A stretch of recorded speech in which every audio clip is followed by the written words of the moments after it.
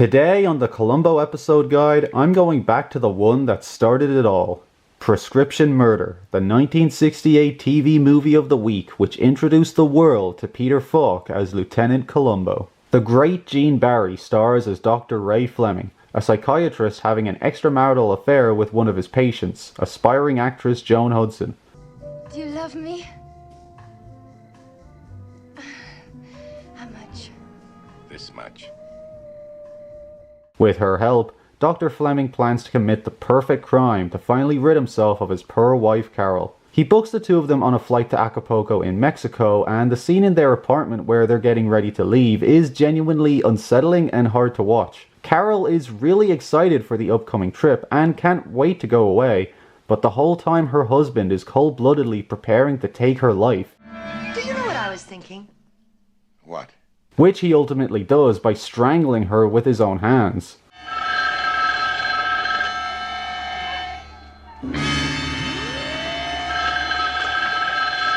The ringing of the telephone, the blaring of the score, and the struggling of the actress make this murder sequence quite shocking for the time. Joan shows up dressed as the dead woman. Why? People see what they expect to see. It's the principle of association. You're dressed like Carol, you're traveling with me, that means you are my wife. Well, okay, if you say so. I mean, you're a doctor after all. I don't believe a word he says. Anyway, they head to the airport where they stage an argument and Mrs. Fleming decides to get back off the plane, thus making it look like she was killed by a burglar when she went home, while Dr. Fleming has the perfect alibi of being in Mexico. Except, hey, he's not really in Mexico. When he returns home, we get this.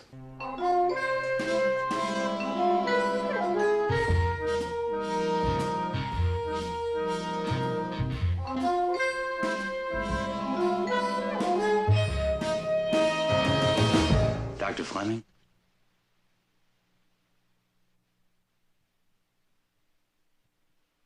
Who are you?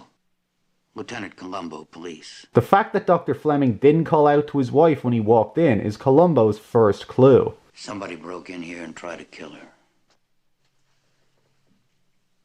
Tried to kill her? Barry's "oh shit" expression is priceless here. They rush over to the hospital but are too late. Carol is dead. If there's any consolation, one thing she said was your name. So, Ray's off the hook, right? No, of course not.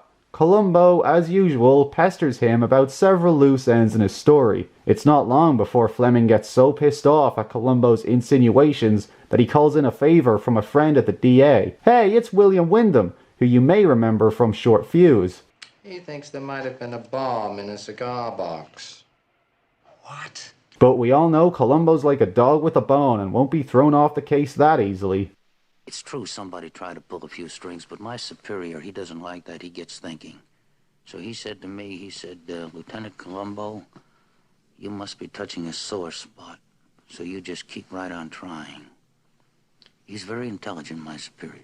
The great Gene Barry is on top form as Dr. Fleming. He's something of a hybrid between Jack Cassidy's charisma and Robert Culp's nastiness, which is to say, he's a perfect first adversary for Columbo. Right out the gate, they set a gold standard for Columbo killers, and nearly every villain to come after seems in some way to be modelled on old Ray. And I always refer to Barry as the great Gene Barry because he is great. One of my favourite actors, and definitely one of the best enemies the Lieutenant has ever faced, with a voice aged like fine scotch. I haven't given you a Rorschach test yet, but I've got a hunch you're a bourbon man. As for the Lieutenant himself, well, he's a bit different to how we're normally used to seeing him. It's wild how much younger Peter Falk looks only 3 years before the actual series. The fact that he has a relatively clean haircut probably helps. Come on. You've also probably noticed that half the time he doesn't even wear the iconic raincoat, instead usually carrying it over his arm. His characterization is also different to how he's depicted on this series. The basic DNA is there to be sure, but there's a cockiness to him that I don't think we ever saw much of again. Now why on earth would I do a thing like that? By far, the best scene in the entire episode is when Dr. Fleming agrees to psychoanalyze Columbo and reveals just what makes Columbo tick. You're an intelligent man, Columbo, but you hide it. You pretend you're something you're not. Then they sit down and, over a glass of bourbon, discuss a hypothetical murderer, even though both parties know exactly who it is they're really talking about. The dialogue and the acting in this scene is flawless, and it ends with maybe the best line ever uttered by a Columbo killer. If I killed my wife, and I did say if, you're never going to be able to prove it. We'll see many further iterations of this "we both know I did it, but you'll never prove it" interaction time and again in Columbo, but for my money, the original is still the best. Once Columbo deduces the connection between Dr. Fleming and Joan, he knows that he can get to the dastardly doc through her, and goes to confront her on the set of a movie she's appearing in. Anyone else ever noticed how Columbo just tosses the wrapper from his ice pop on the ground here? That's not very good for the environment, Lieutenant. Anyway, what follows is Columbo at his most intense. We'll see glimpses of a harder edge to his personality further down the line, but he never went on as prolonged a tirade as this ever again. Didn't you help plan it with him? Didn't you help carry it out with him? Now didn't you? Stop it! Without you, that woman would be alive. Without you, she wouldn't be lying in the morgue. Stop it! It couldn't have happened. Stop it!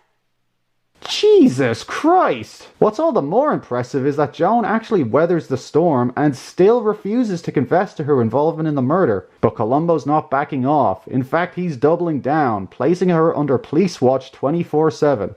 In a way, I feel sorry for you because from now on, I'm going to do everything I can to break you down. Do you understand? In the end, it's all too much for poor Joan, and Dr. Fleming gets a phone call saying that the young actress has topped herself and arrives just in time to witness her body being pulled out of the pool.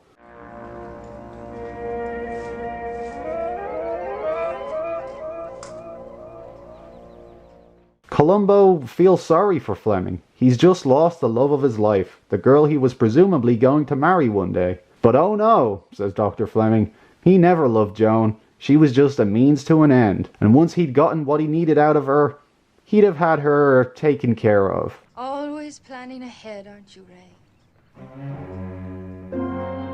Yes, ladies and gentlemen, Joan is back, now a bloodthirsty zombie ready to feast on Ray's tasty flesh. Nah, not really. In fact, she was never dead in the first place, and Columbo, would you believe, set the whole thing up. Now, why on earth would I do a thing like that? The brilliance of the gotcha here is not just in how satisfying it is to see Dr. Fleming finally taken down, but that the suspicious psychiatrist was truly hoisted by his own petard, as they say. Columbo played Dr. Fleming, using the sort of psychological trickery that Fleming surely thought he was impervious to. He thought he could read Columbo like a book, but he underestimated that Columbo could read him just as well, and was able to use his knowledge of his enemy's ego to finally trap him and win the game. For added goodness, Columbo used Fleming's very own play against him. By having someone double for Joan in the way that she had doubled for Carol, it was the same method of Ray's own meticulous murder plan that helped do him in. God, I fucking love Columbo. Now you're trying flattery. The ending to Prescription Murder is top-notch, as is the entire episode. Yeah, the Columbo character as we know and love him isn't quite all there yet, but as a prototype he's still entertaining to watch, plus Falk is bolstered by one of the series' most outstanding villains. It's a genuine curiosity and a shame that Barry never again graced the show. I respect that. It irritates me, but I respect it. If you want to know more about Prescription Murder, then check out Watch It for Days video on the subject on their channel. It's far more in-depth than mine is, filled with facts and trivia and other little observations that even I hadn't ever spotted in the episode before. It's a great watch. And be sure to stay tuned to the Columbo episode guide for when I next delve into maybe the most important Columbo ever, Ransom for a Dead Man. I'll see you then. Lieutenant Columbo, local police. I seem to have dropped my pen out here somewhere. Just a minute.